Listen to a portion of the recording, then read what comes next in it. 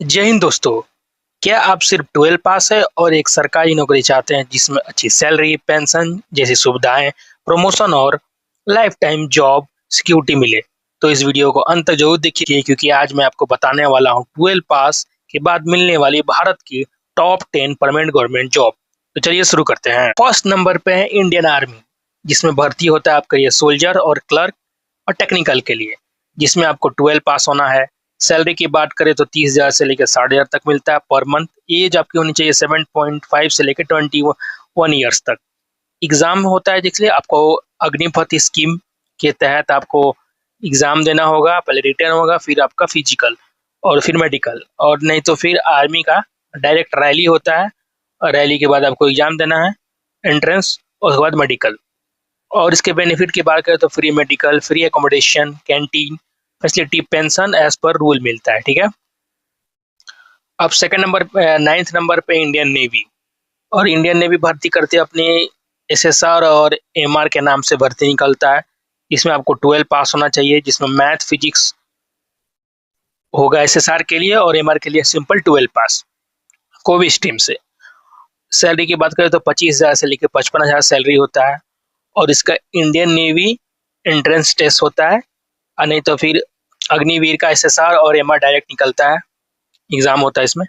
और key benefits की बात करें तो आपको फ्री फूड मिलेगा, स्टे मिलेगा, मेडिकल फैसिलिटी, करियर प्रमोशन और ट्रेवल आपको, और नेवी में आपको वर्क करने का चांस, और आपको समुद्र पसंद है तो एक मौका मिल सकता है आपको। नंबर 8 इंडियन एयरफोर्स और एयरमैन XY, ये मेरा फेवरेट है क्योंकि मैंने पहला वैकेंसी मतलब अगर गवर्नमेंट जॉब का भरा था तो मेरा एयरफोर्स का ही था।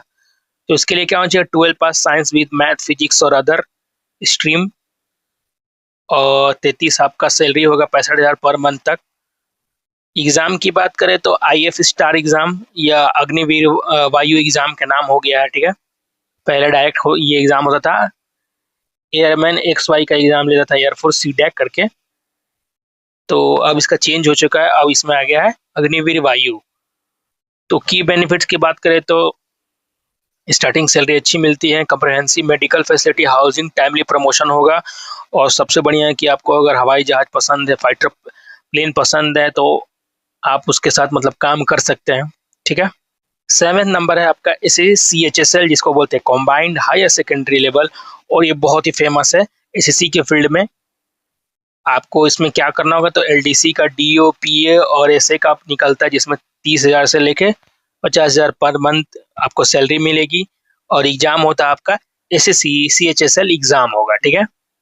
बेनिफिट की बात करें तो भाई सबसे बड़ा बात ये सेंट्रल गवर्नमेंट का जॉब है, DA HRA TA alliance, excellent promotion, यानी कि आपको टाइम टाइम पे प्रमोशन मिलता है और इसमें आपको पेंशन मिलेगा। और सबसे इम्पोर्टेंट बात कि आप CBI, IB और आपका इनकम टैक्स जैसे फील्ड में भी आप मतलब इस एग्जाम से क्रैक करने के बाद कर सकते हैं। ठीक है। ये सब में जितना ये सब नामी है सब। 6 नंबर पे RRB NTPC जो 12 लेवल पे आता है, जिसमें जूनियर क्लर्क है, क्लर्क कमर्शियल कम क्लर्क ट्रेन और ट्रेन क्लर्क, ये सब नाम से वैकेंसी आता है, जिसमें आपको 28 से लेकर 45 पर मंथ सैलरी मिलेगा। आपको एग्जाम देना होगा RRB NTPC सेम। रेलवे का आपको प्रिविलेज पास मिलता है, घूमने फिरने के लिए टिकट का आपको मिलेगा पास को। फिर आपको medical care, high job security, और रेलवे का तो आप तो जानते हैं कि कितना क्रेज है, और इसका जॉब सिक्योरिटी भी बहुत अच्छा है। नंबर 5 है RRB ग्रुप D, और ये सबसे मतलब इंडिया का सबसे पॉपुलर जॉब है, और बहुत ही ज्यादा इसमें फॉर्म भर जाता है, 1 करोड़ तक इसमें चला जाता है फॉर्म फिलिंग। 10th पास, और इसमें आपको करना होता है ITI, दोनों में से एक या दोनों चलेगा। आपका सैलरी होना चाहिए 30,000 से 40,000 आपको पर मंथ सैलरी मिलता है। और बाकी जो रेलवे का आपका फैसिलिटी है, railway quarter, medical facilities, pension और करियर प्रमोशन, और ये जो 12th पास वाला है इसमें भी है, बस दोनों में अंतर है कि सैलरी थोड़ा कम है। RRB ग्रुप D का एग्जाम देना है, इसके लिए तो अब आप क्लियर करिएगा, एंट्रेंस एग्जाम होगा, फिजिकल होगा, फिर आपका इसमें जॉब लग जाएगा। ठीक है। नंबर 4 पे इंडियन पोस्ट GTS ग्राम डाक सेवक। देखिए इसका सबसे बड़ा बेनिफिट है कि 10th के बाद होता है, और जिन्होंने स्कूल में मेहनत किया है, जैसे कि जिनको 95-98% आ रहा है, तो उनको एग्जाम देने का जरूरत नहीं है। बिना एंट्रेंस एग्जाम का होता है। 15,000 से 35,000 सैलरी है, लेकिन ये है कि आपको गांव में पोस्टिंग मिलेगा, रूरल में गांव में काम करना, प्रमोशन अपॉर्चुनिटी मिलता है, डिपार्टमेंट पोस्टल और स्टेबल करियर। और इसका मेरिट बेस होता है। मैंने वही बताया था कि आपने अगर 12th मेहनत किया है, लेकिन ये कि 98% से ऊपर ही आना चाहिए, तभी आपको होगा। नंबर 3rd पे आता है paramilitary constable, BSF, CRPF, CISF और आईटीबीपी। तो ये सब क्या करते हैं कि 10th और 12th के बाद आपका रिक्रूट होता है। डिफेंट आपको होता है, group C, group D, group B, सब में आता है। स्पोर्ट्स कोटा से भी वैकेंसी निकलता है अलग से। और 32,000 से लेकर 55,000 आपकी सैलरी होगी। एग्जाम आपको कौन सा देना होगा? तो एग्जाम आपको देना होगा SSGD, जो सेंट्रल आर्म फोर्स के लिए एग्जाम लेता है। SSGD होता है। और इसके बाद एक और है कि कभी कभी ये सब अपने अलग से, जैसे BSF अपना अलग निकालता है, CRPF अपना अलग निकालता है, CISF अपना, सब ग्रुप सी के लिए वैकेंसी अपना अलग अलग निकालते हैं। ठीक है, तो ये सब में कॉमन है कि आपको एंट्रेंस एग्जाम निकालना होगा, एग्जाम होगा, फिर आपका फिजिकल होगा, तब आपका ये थोड़ा ये निकलता है। 1,000-2,000 वैकेंसी कम ही निकलता है। और इसके बेनिफिट के बाद आपको मिलता है risk allowance, free medical, free accommodation, pension में मिलता है। ठीक है, 60+ की नौकरी होती है ये CRPF CISF। तो क्वेश्चन अब इसमें देखिए 2, दिल्ली पुलिस कांस्टेबल। तो इसका कैसा होता है? 12 पास होना चाहिए आपका, और ये 10th पास के बाद निकलता है। 40 से 55,000 सैलरी होता है। और ये आपको दिल्ली पुलिस कांस्टेबल का एग्जाम देना होता है, जो करता है क्या बोलते हैं SSC। और इसमें भी दिल्ली पुलिस कांस्टेबल है, लेकिन इसमें बहुत सारे वैकेंसी 4-5 गो आता है ड्राइवर के लिए। फिर इसके बाद हेड कांस्टेबल, बस कांस्टेबल करके आता है। ठीक है, और सेंट्रल गवर्नमेंट का जॉब है। ये है कि आपको बस दिल्ली में ही नौकरी करना है। ठीक है, दिल्ली में ही आपको नौकरी होगी, मेडिकल फैसिलिटी और स्पेशल मिलता है अलायंस आपको। और ये भी 60+ की नौकरी है, 60 साल तक का।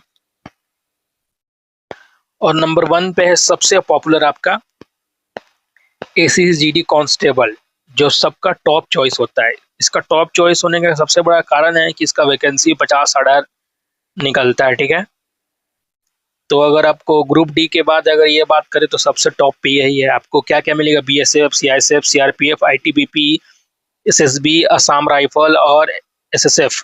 35,000 से 50,000 इसकी सैलरी मिलती है। उसके बाद सेंट्रल गवर्नमेंट का जॉब है, ये तो टैग इसका है। मेडिकल कवर मिलेगा, रैपिड प्रमोशन होता है, कंप्लीट जॉब सिक्योरिटी और पेंशन बेनिफिट भी इसमें मिलता है। तो आप अगर कमेंट करके बताइएगा तो मैं इसका सेपरेट वीडियो बना दूंगा, कैसे एंट्रेंस एग्जाम होता है, एग्जाम पैटर्न क्या है और कौन कौन सा सब्जेक्ट से कैसे आता है क्वेश्चन। ठीक है, अब हम लोग बात करते हैं कि ये तो सेंट्रल गवर्नमेंट का जॉब हो गया। उसके बाद 12th के बाद स्टेट लेवल पे भी जॉब आता है, जैसे कि स्टेट पुलिस में आता है, स्टेट पुलिस रिक्रूटमेंट बोर्ड। जैसे कि स्टेट पुलिस कैसे कि आपका दिल्ली मतलब बिहार, झारखंड, ऐसे कोई अगर आ गया, मध्य प्रदेश, हरियाणा, ये सब अपना पुलिस का वैकेंसी निकलता है। फिर उसके बाद एक्सरसाइज कांस्टेबल का भी निकलता है स्टेट वाइज, ये भी 12th पास होता है, इसमें भी अच्छी खासी वैकेंसी आती है। फिर फॉरेस्ट गार्ड का भी वैकेंसी निकलता है, जो स्टेट गवर्नमेंट निकालता है, इसमें भी अच्छी खासी सैलरी आपको, इसमें भी आपको पेंशन वेंशन, जॉब सिक्योरिटी इसमें भी रहता है। जेल वार्डर और होम गार्ड में, जैसे कि आपने अभी यूपी में देखा था कि आया था जेल वार्डर और होम गार्ड का वैकेंसी, वैसे स्टेट का प्रिजन मतलब जेल में, जेल जितना भी होता है उसके लिए सिक्योरिटी के लिए सब आता है अलग से। ठीक है, तो ये सेंट्रल गवर्नमेंट के साथ आप स्टेट